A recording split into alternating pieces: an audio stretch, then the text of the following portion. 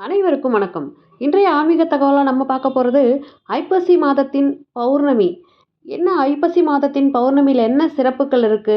சிவனை பிடித்த பிரம்மஹத்தி தோஷம் எப்படி விடுபட்டார் தெரியுமா சிவன்? வாங்க பார்த்துடலாம்.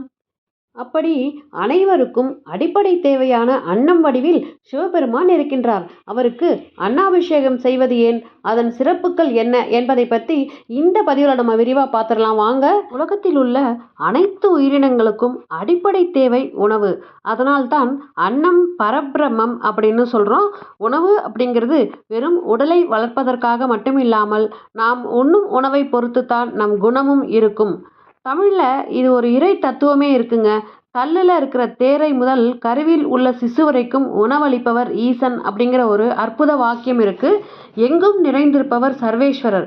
அப்படி அனைவருக்கும் அடிப்படை தேவையான அன்னம் வடிவில் சிவபெருமான் இருக்கின்றார். உலகமே இயங்குவது உணவுக்காகத்தான். அப்படி நாம் உண்ணும் அன்ன வடிவில் இறைவன் நிறைந்துள்ளான். அதனால்தான் பசியால் உணவுக்காக இயங்குவோருக்கு நாம் உணவு வாங்கி தந்தால் நம் அனைத்து பாவங்களும் நீங்கும் அப்படிங்கிறது முன்னோர் வாக்கு. இறைவனுக்கு சிறப்பு வாய்ந்த மாதமாகவும் சந்திர பகவான் சாபத்திலிருந்து மீண்டு முழு பொழிவினை பெற்ற மாதமாகவும் சொல்லப்படுகின்றது இந்த ஐப்பசி மாதம்.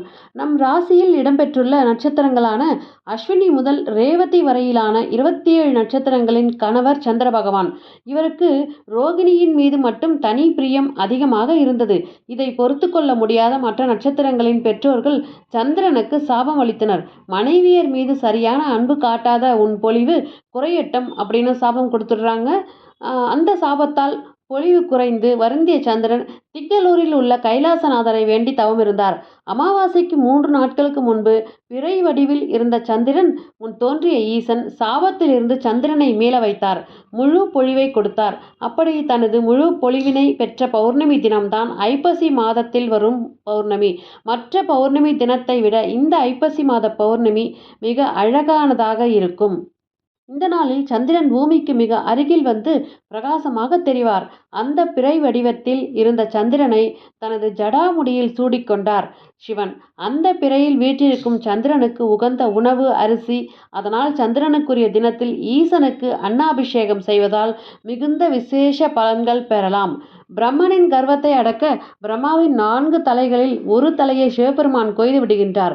அப்படி செய்ததால் சிவனுக்கு பிரம்மஹத்தி தோஷம் ஏற்பட்டு விடுகின்றது. இதனால் தன் சுய நினைவை இழந்து ஈசன் தவித்தார். சிவபெருமானின் கையிலேயே திருவோடு வந்து விடுகின்றது. யார் சிவனுக்கு அன்னமிட்டாலும் அதை எடுத்து சாப்பிட முடியாத நிலை ஏற்பட்டது. அந்த அன்னத்தை அவரின் கையால் எடுத்தாலும் அது அங்கிருந்து மறைந்துவிடும் என்கின்ற மோசமான சாபம் இருக்கின்றது சிவபெருமானுக்கு.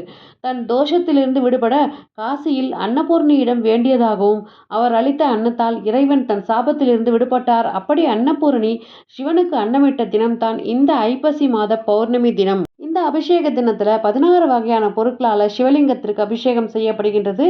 நீர், பசும்பால், இளநீர், கரும்புச்சாறு, சந்தனம், விபூதி, தைலம், பஞ்சாமிர்தம், தயிர், அதாவது பழங்கள், தேன், மாப்பொடி, மஞ்சள், அன்னம், இத்தனை பொருட்களாலும் செய்யப்படுவதுதான் சிறந்த அன்னாபிஷேகம்.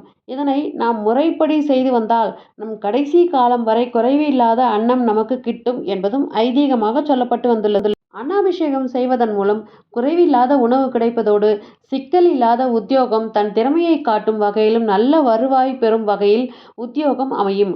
குழந்தையின்மை, உடல் ஆரோக்கிய பிரச்சனையை தீரும். இறைவனுக்கு நன்றி கடன் செலுத்தும் இந்த தினத்தில் வறியவர்களுக்கு உணவு வழங்குவதால் முக்தி அளிப்பார் என நம்பப்படுகின்றது.